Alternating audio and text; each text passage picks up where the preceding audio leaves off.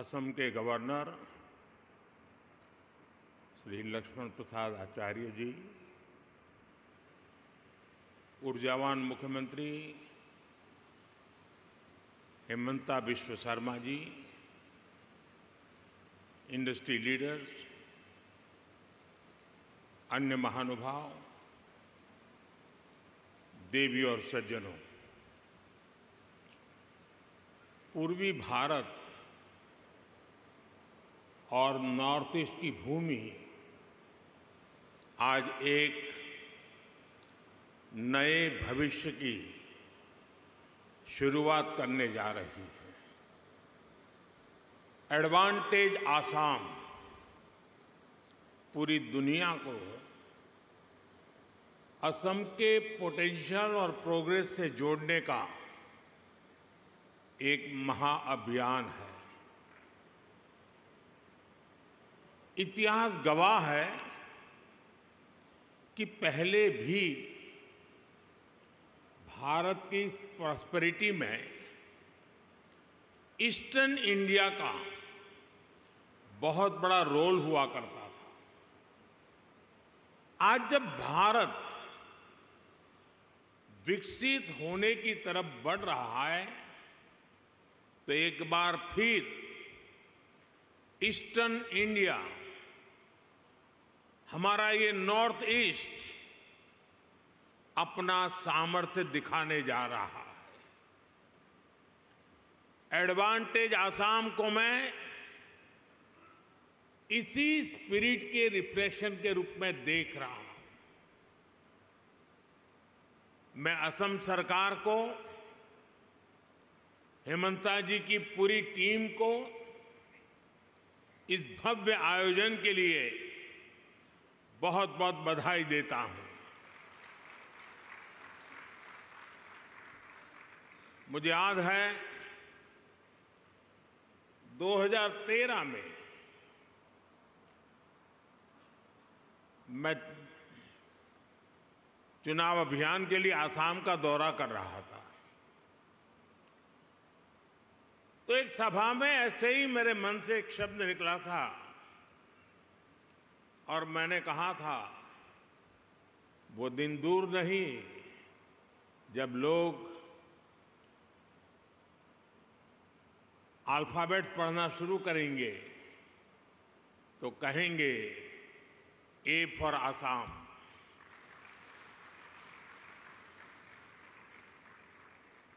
साथियों, आज हम सभी वैश्विक परिस्थितियों को बहुत बारीकी से देख रहे हैं, समझ रहे हैं। ये ग्लोबल अनसर्टेनिटी के बीच भी दुनिया के तमाम एक्सपर्ट्स उनके भीतर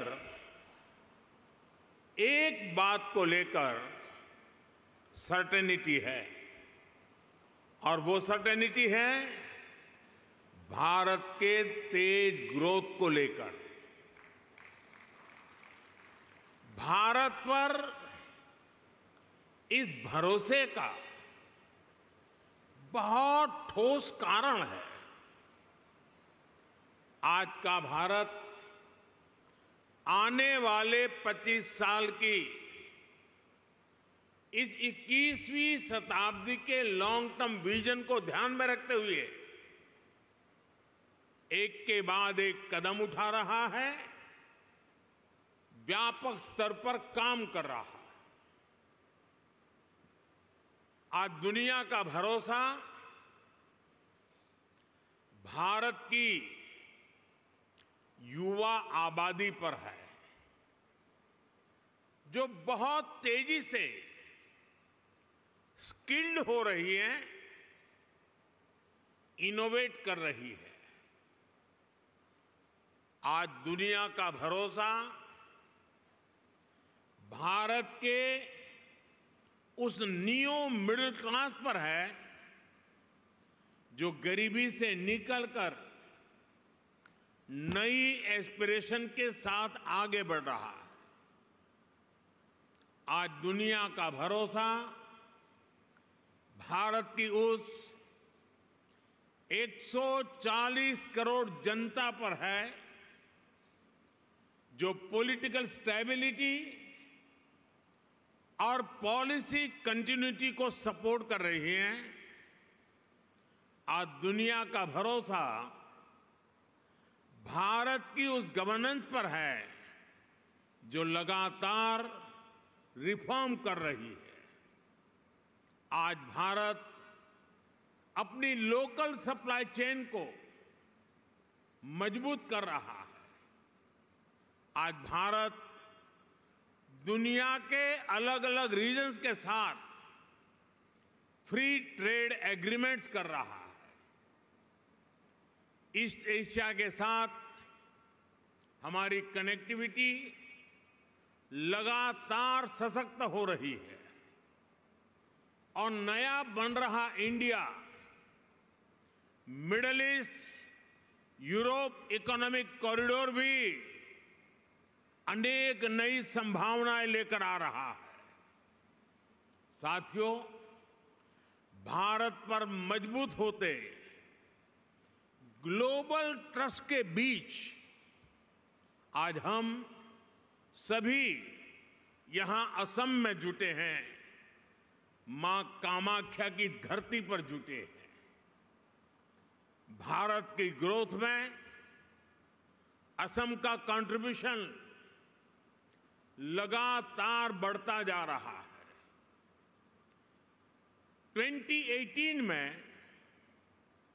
एडवांटेज असम समिट का पहला एडिशन आयोजित हुआ था। तब असम की इकोनॉमी 3.25 लाख करोड़ रुपए की थी। आज असम करीब 6 लाख करोड़ रुपए की इकोनॉमी वाला राज्य बन गया है। यानी भाजपा सरकार में सिर्फ 6 सालों में असम की इकोनॉमी की वैल्यू डबल हो गई है। ये डबल इंजन की सरकार का डबल इफेक्ट है। असम में हुए ढेर सारे इन्वेस्टमेंट ने, आप सभी ने असम को अनलिमिटेड पॉसिबिलिटीज का राज्य बना दिया है। असम सरकार यहां एजुकेशन, स्किल, अन्य कई प्रकार के डेवलपमेंट और साथ साथ बेहतर इन्वेस्टमेंट एनवायरनमेंट पर फोकस कर रही है। बीते सालों में भाजपा सरकार ने यहां कनेक्टिविटी से जुड़े इंफ्रास्ट्रक्चर पर बहुत काम किया है। मैं आपको एक उदाहरण देता हूं। साल 2014 से पहले ब्रह्मपुत्र नदी पर बस 3 पुल थे। यानी 70 सालों में सिर्फ 3 ब्रिज। लेकिन बीते 10 सालों में हमने 4 नए ब्रिज बनाए हैं।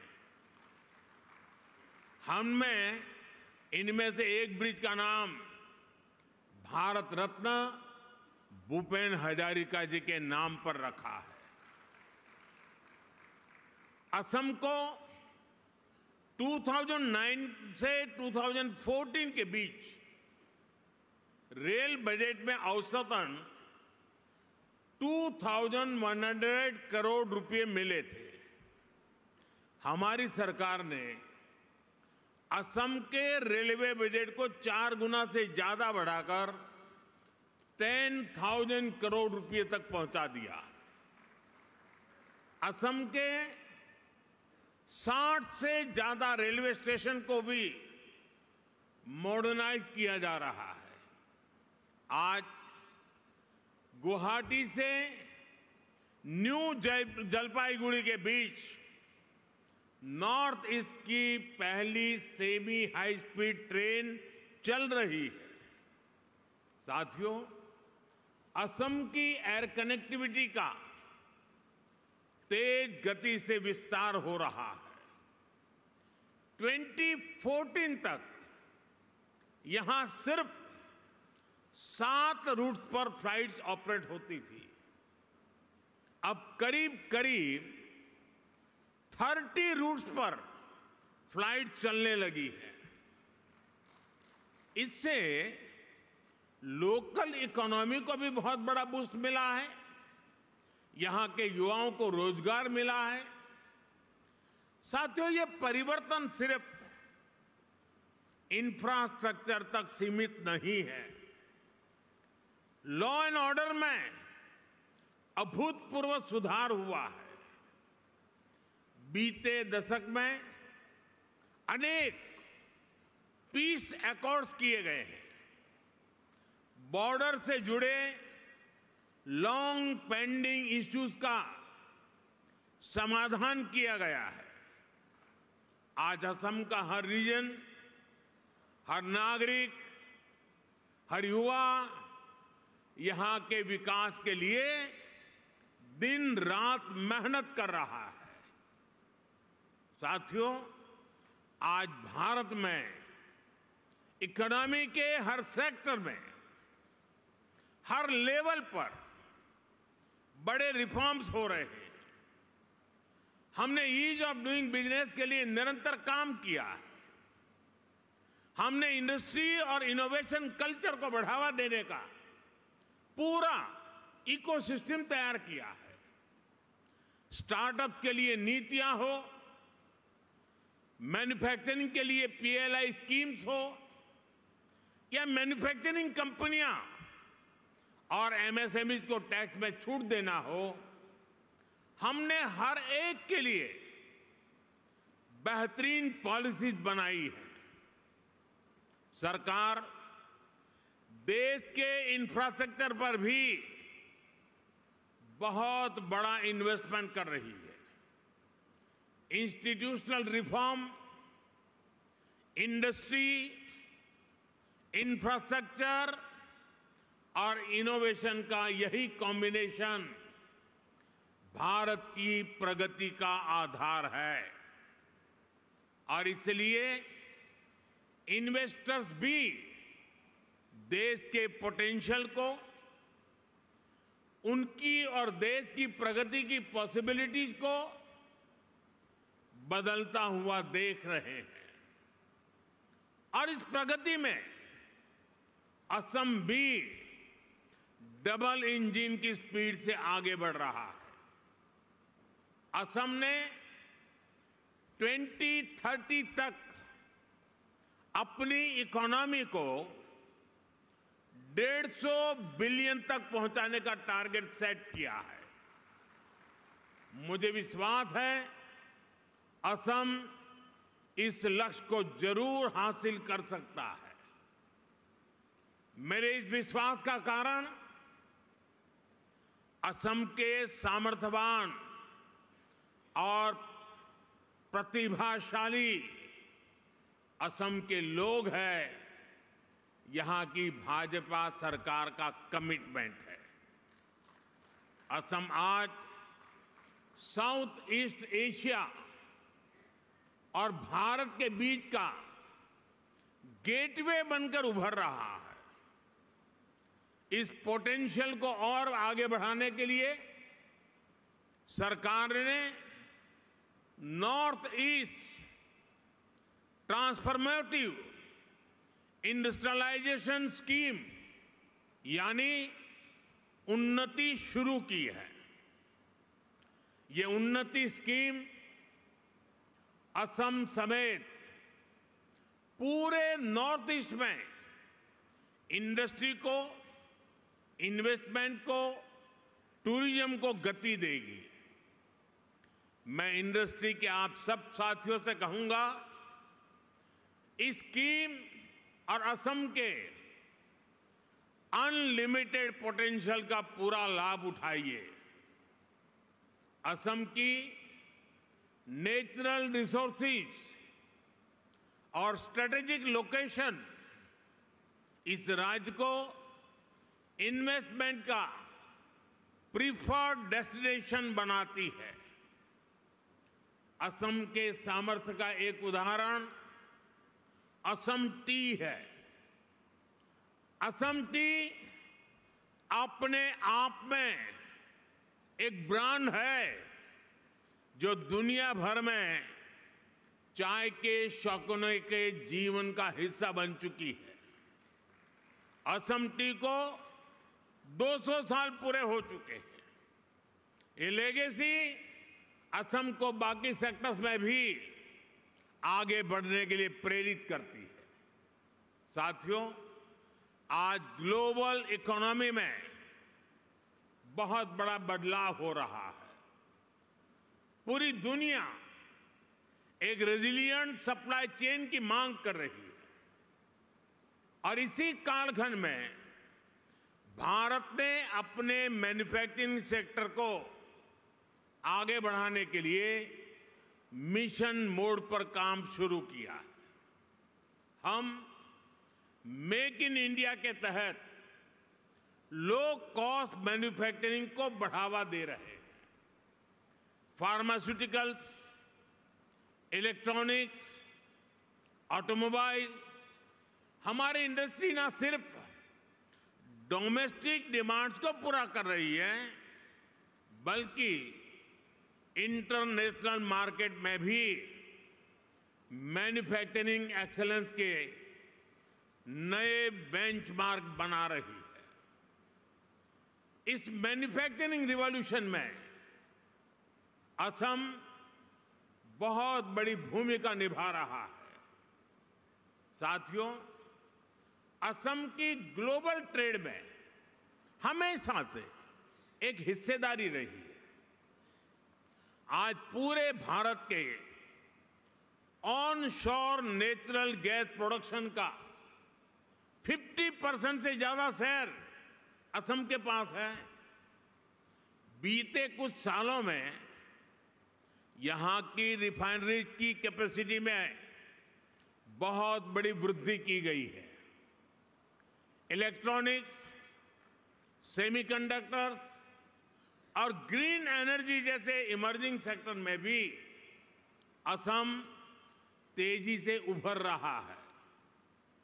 सरकार की पॉलिसीज के कारण असम हाईटेक इंडस्ट्रीज के साथ साथ स्टार्टअप्स का भी हब बन रहा है। साथियों, अभी कुछ दिन पहले ही बजट में केंद्र सरकार ने नामरूप 4 प्लांट को भी मंजूरी दी है। आने वाले समय में ये urea production plant north east सहित पूरे देश की यूरिया की डिमांड को पूरा करेगा। वो दिन दूर नहीं जब असम पूर्वी भारत का एक बड़ा मैन्युफैक्चरिंग हब बनेगा और इसमें केंद्र सरकार हर तरह से राज्य की भाजपा सरकार को मदद कर रही है। साथियों, 21वीं सदी में दुनिया की प्रोग्रेस डिजिटल रिवॉल्यूशन, इनोवेशन और टेक्नोलॉजिकल प्रोग्रेस पर निर्भर है।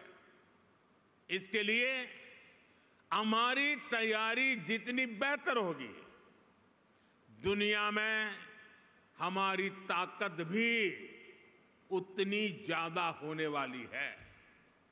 इसलिए हमारी सरकार 21वीं सदी की पॉलिसीज और स्ट्रेटेजीज के साथ तेज गति से आगे बढ़ रही है।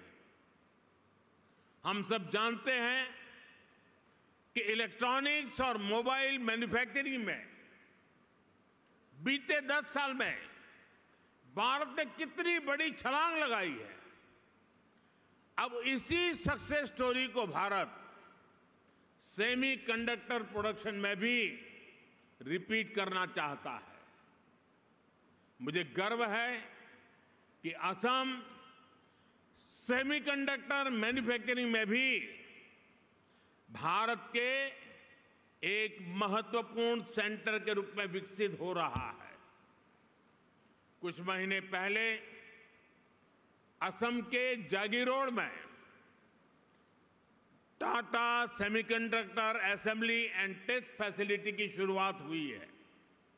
ये प्लांट आने वाले समय में पूरे नॉर्थ ईस्ट में टेक्नोलॉजिकल ग्रोथ को प्रमोट करने वाला है।